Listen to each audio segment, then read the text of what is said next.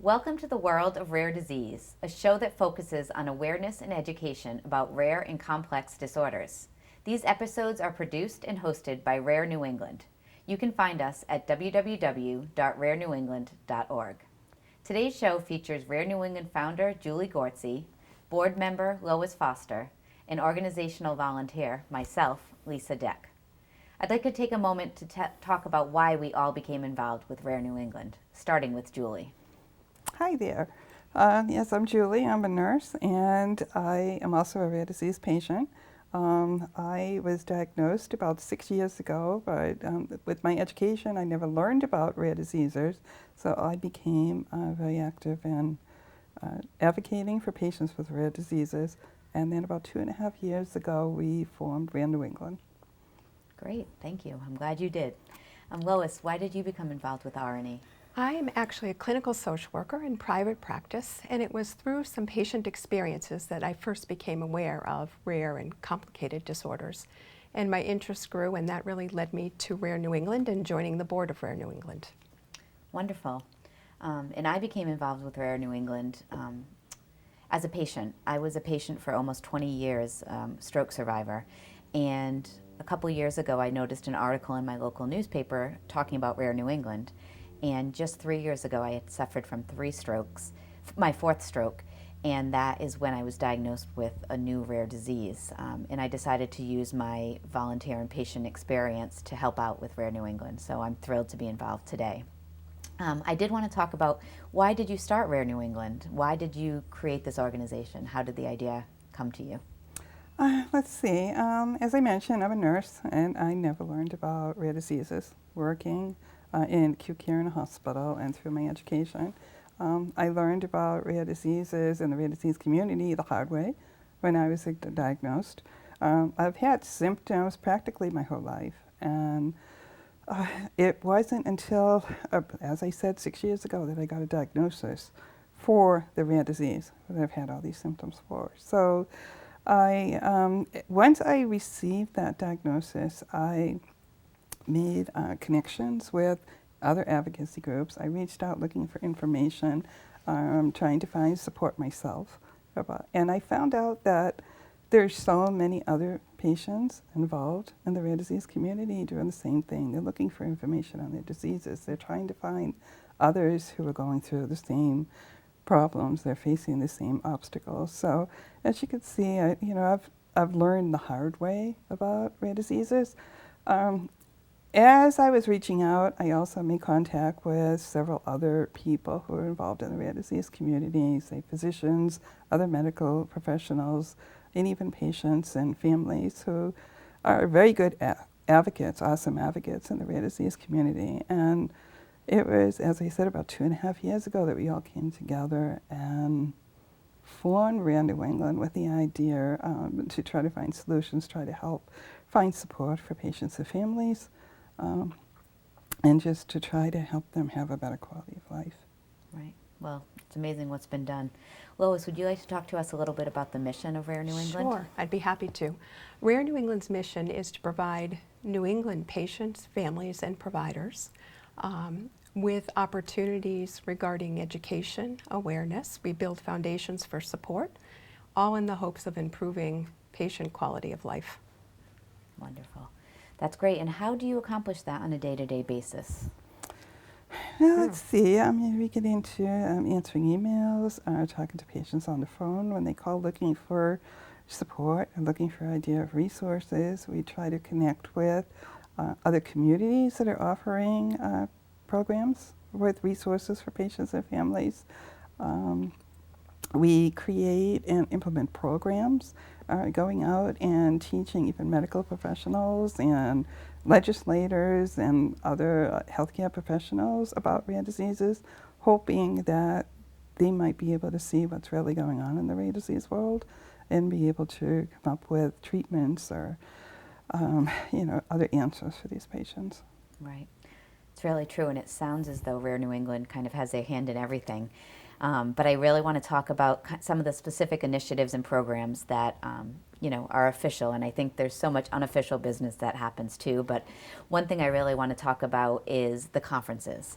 I know patient conferences are really important to Rare New England in a way to get out into the community. So I'd love for you to tell us a little bit about that. Okay, yeah, be happy to. We do hold annual conferences. This actually started with before we were even Rare New England, when I held a support group for the disease that I've been diagnosed with. I found that patients and families love the idea of coming together, getting information, and then meeting others and being in the same room with someone else who has a complex disease. It's just amazing to see. So the idea was to bring in as much information as we could. And one thing I do want to bring up is in the rare disease world, there are not very many specialists there to treat these patients, and the specialists who are there are so overwhelmed, they're so overworked. There's really not a whole lot of time to be able to explain details and give as much information to these patients and families who are really hurting. So the idea was to bring in the professionals, we bring in the physicians, we bring in legislators, we bring in some of the wish-granting organizations so that the patients and families can ask questions and they can get the information.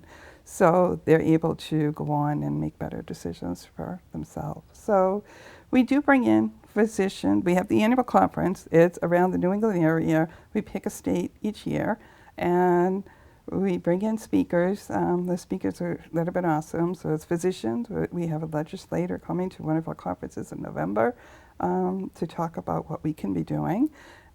We bring in, say, some of the wish-granting organizations so that patients and families will hear from them. And it's just a really awesome opportunity for patients and families. And during these conferences, we also get medical professionals and others who come in because they want to learn more information about the rare disease. It sounds like you really provide a way to empower and educate patients. Can you tell us exactly about this conference in November that's happening and where that is?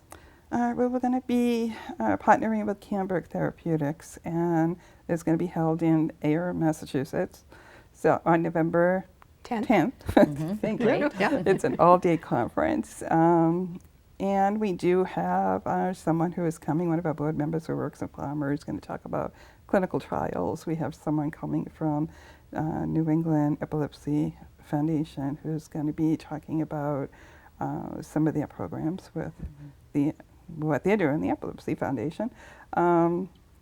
Let's see, what else do we have in there? We're going to have talks about the ketogenic diet. Okay. We're actually going to also have a teen event. Wow. We're going to be bringing in teens to be able to be in the same room together. We've done that in the past as well, and we always had a good outcome with that. Wonderful. It sounds like a great opportunity for patients and families. Another program that Rare New England does is the genetic recruitment program. And Lois, would you like to tell us a little bit about that? I'd be happy to. This is a newly designed program, actually, that we're going to be launching in the fall of 2019.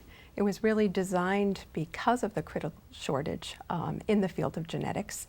And so what we're going to be doing is 2 evenings, fall and spring 2019 at Mass General Hospital and Boston Medical Center.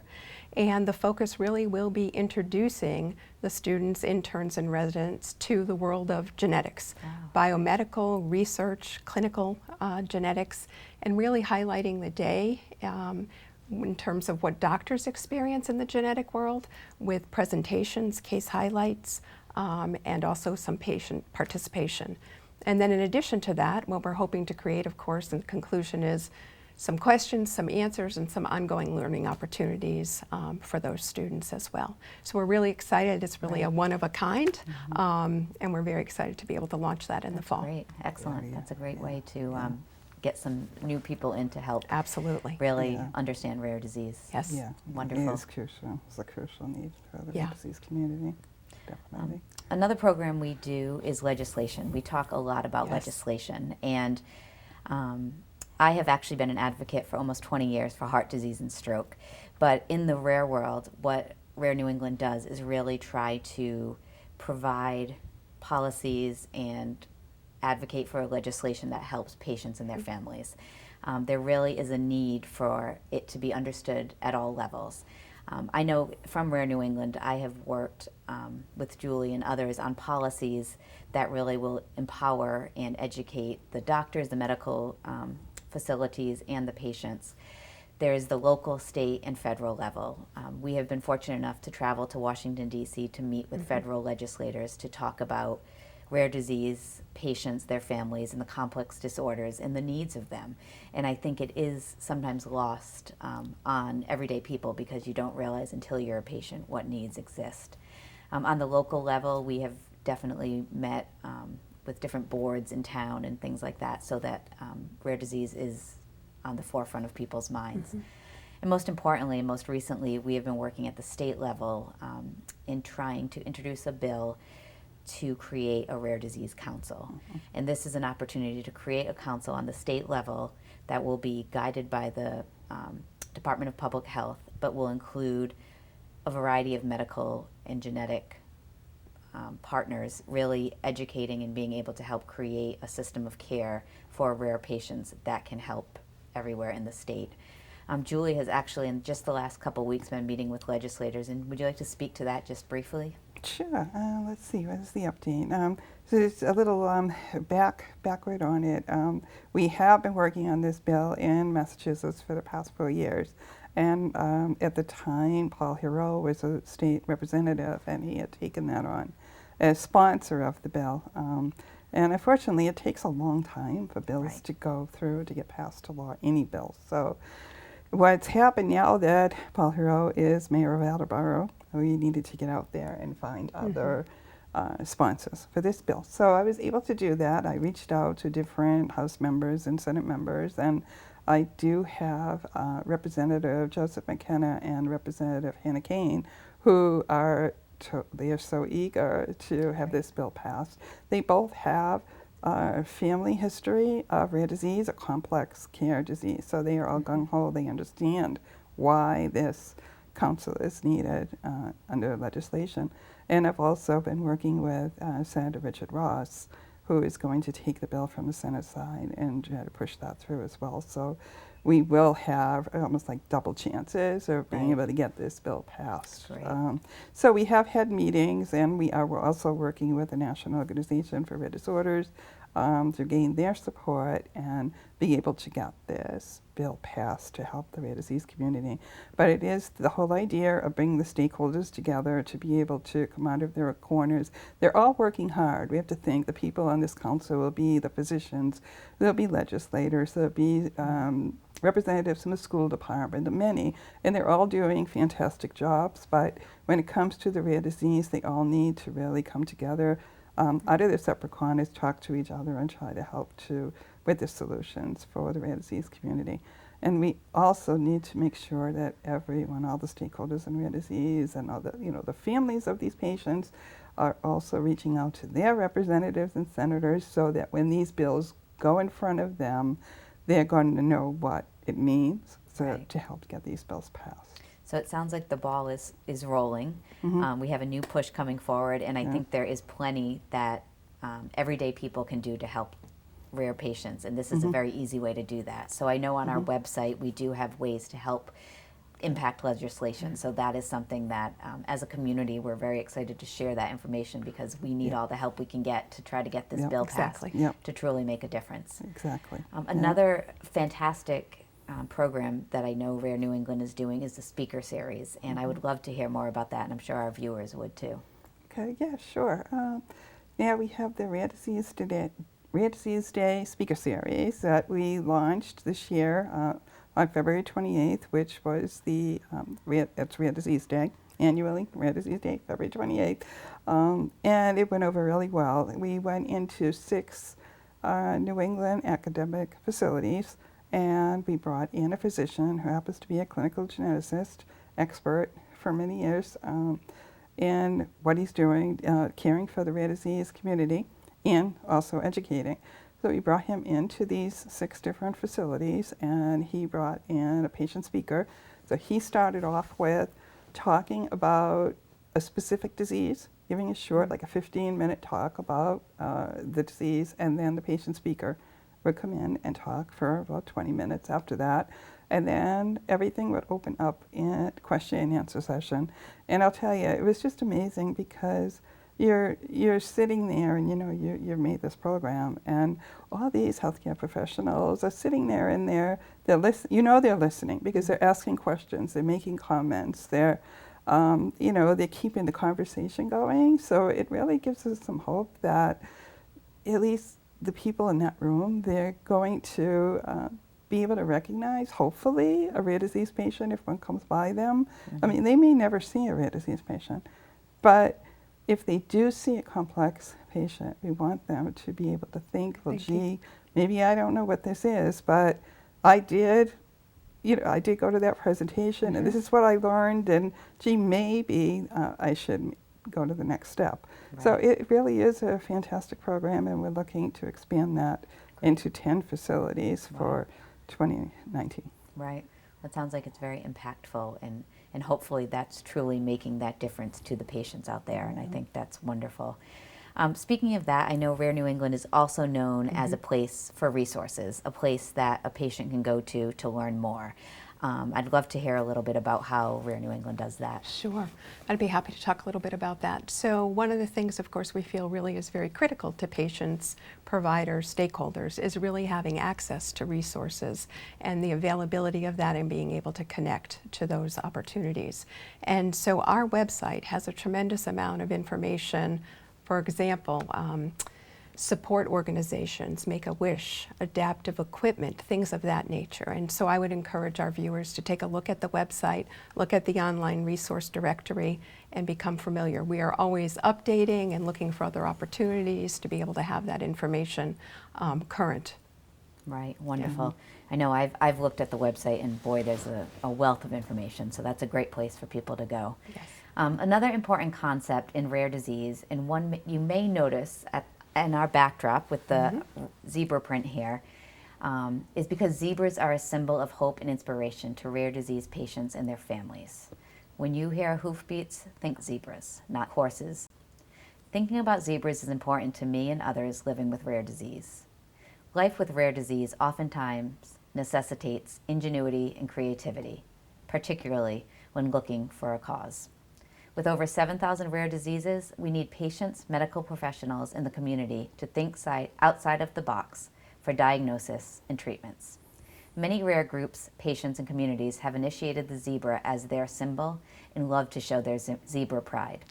As Rare New England, we're proud to share our zebra pride and inspiration with all of you. Finally, I'd like to have Lois speak to our community and introduce the idea of Rare New England in Motion. So Rare New England in Motion was something that, as we were sitting around and talking and preparing for the show, we thought, wouldn't it be a nice opportunity to allow the viewers to have the exchange of information coming into us here at Rare New England and being able to respond and share information back. So R&E in Motion is what we thought we might call that closing segment, where we are allowing viewers to send us their comments, questions, so that we can respond to them next time on air for the next show. So titled R&E in Motion. So please send us questions, comments. We would be happy to respond. Wonderful. It's a great way to have dialogue amongst ourselves and our viewers. Yes. I would like to share our email address. Yes, if you please. Thank don't you. mind. So if anybody does have any questions or comments, they could reach out to info@rarenewengland.org. Wonderful. info@rarenewengland.org. Great. Finally, I'd like to thank Julie and Lois for sharing such important information with us today. From all of us at Rare New England, we would like to take this opportunity to thank Mansfield Cable. A special thank you to patients, families, and providers who keep Rare New England in motion. Don't forget to look us up on our website. We thank you for listening today.